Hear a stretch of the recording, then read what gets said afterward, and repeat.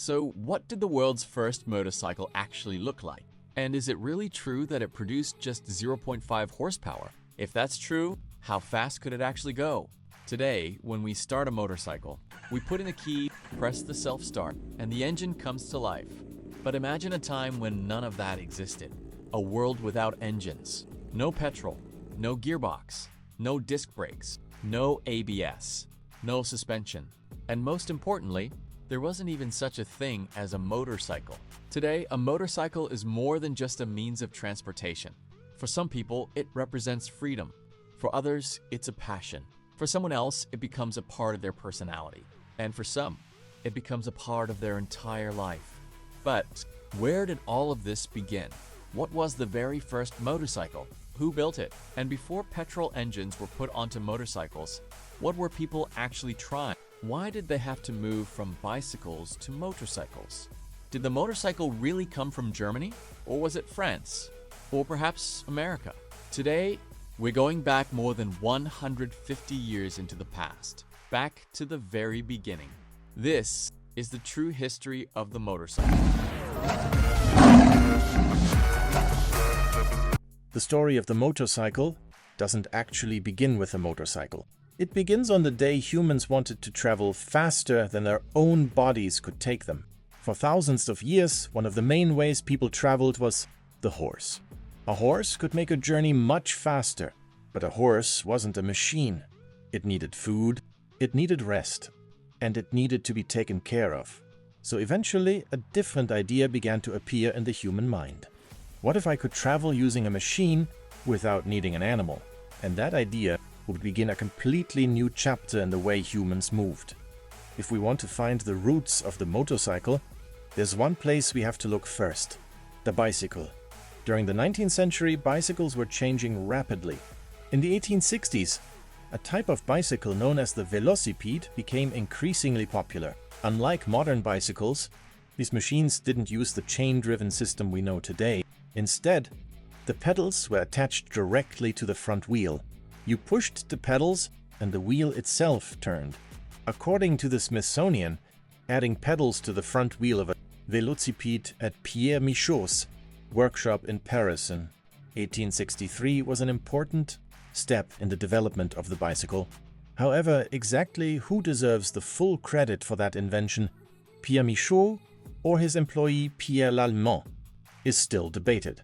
These early bicycles may not look much like the motorcycles we ride today, but they already had the basic ingredients: a lightweight frame, two wheels, steering, a seat, and a rider. There was just one thing missing: a machine to replace the power of human legs. And that's where one of the most fascinating questions in motorcycle history begins. If you search for the first motorcycle on the internet, you'll find one date mentioned again and again: 1885 Daimler Reitwagen. Is that wrong? Not exactly, but the story doesn't actually begin there. Even before 1885, people were already experimenting with putting engines onto bicycles. And those engines weren't petrol engines, they were steam engines. Today, when we hear the words steam engine, we probably think of trains. But in the 1800s, inventors saw steam as something much bigger, a possible source of mechanical power for the future. If steam could move a train, if it could move a wagon, then why couldn't it move a bicycle? That question would lead to some of the strangest machines the world had ever seen. France, the 1860s. A machine associated with Pierre Michaux and Louis-Guillaume Perreaux, the Michaux-Perreaux steam velocipede. According to the Science Museum Group, the example dated to 1868 shows a 19th century bicycle frame fitted with a small steam-powered system. And remarkably, the original machine still survives in France today. Just imagine it, a bicycle from the 1860s, and attached to that bicycle frame, a steam boiler, a steam engine, and a system designed to use that power to turn the wheel. It wasn't a perfect machine. It didn't look anything like the motorcycles we ride today, but the idea was a major step toward what we now call a motorcycle. Meanwhile, across the Atlantic, in Massachusetts, America, another inventor was experimenting with a remarkably similar idea. His name was Sylvester Roper. In the late 1860s, Roper built his own steam-powered velocipede. The Roper machine, preserved by the Smithsonian, had a strong iron frame, wooden wheels, and right in the middle, a steam boiler. The boiler was heated by a firebox, using charcoal as fuel, but there was something especially interesting about this machine. Twist the handlebar, and you could control both the throttle and the brake. Does that sound familiar? Because the idea of twisting the handlebar to control the throttle sounds surprisingly similar to the basic control we still use on motorcycles today. The Smithsonian describes this machine as one of the earliest surviving American motorcycles, 1860s, Roper versus Michaux Perreaux. But here's the most important point. There isn't one single machine that everyone agrees was, without question, the first motorcycle in the world. And there's a simple reason for that. It depends on what we actually mean by the word motorcycle. Does a steam-powered bicycle count as a motorcycle? Or should a motorcycle be defined as a two-wheeled vehicle powered by an internal combustion engine? That's why the history is still debated. Steam power had already proven that a vehicle could be moved by an engine, but there was a major problem. Using it as a practical everyday vehicle wasn't easy. The boiler, the water, the fuel, the heat, the weight, and the pressure. All of these made steam-powered machines difficult to use for everyday transportation. So inventors needed something different, something smaller, lighter, and more powerful. And that's where the world was heading toward another major breakthrough: the internal combustion engine. With a steam engine, you need to heat water to create the power. But with an internal combustion engine, fuel and air are burned inside the engine itself. The energy produced by that combustion is then converted into mechanical motion. And this technology opened the door to something completely new: an engine small enough to fit onto a vehicle. But there was still a problem. Having an engine didn't automatically create a motorcycle. You had to mount the engine onto the vehicle, keep it balanced, control the steering, and somehow transfer the engine's power to the wheel. And that was a completely new challenge for inventors. Germany, Stuttgart, the 1880s, Gottlieb Daimler, and working alongside him, Wilhelm Maybach. Their goal wasn't to build another massive, heavy engine like the ones already being used at the time. They wanted something different. Something small, fast-running, and compact enough to be fitted into a vehicle. According to historical information from the Maybach Foundation, an experimental engine was already running by 1883, and by 1885, Maybach had developed an air-cooled engine producing approximately 0.5 horsepower. Because of its shape, the engine became known as the Standuhr, which means grandfather clock. Now came the big question: what if we put this engine into a vehicle?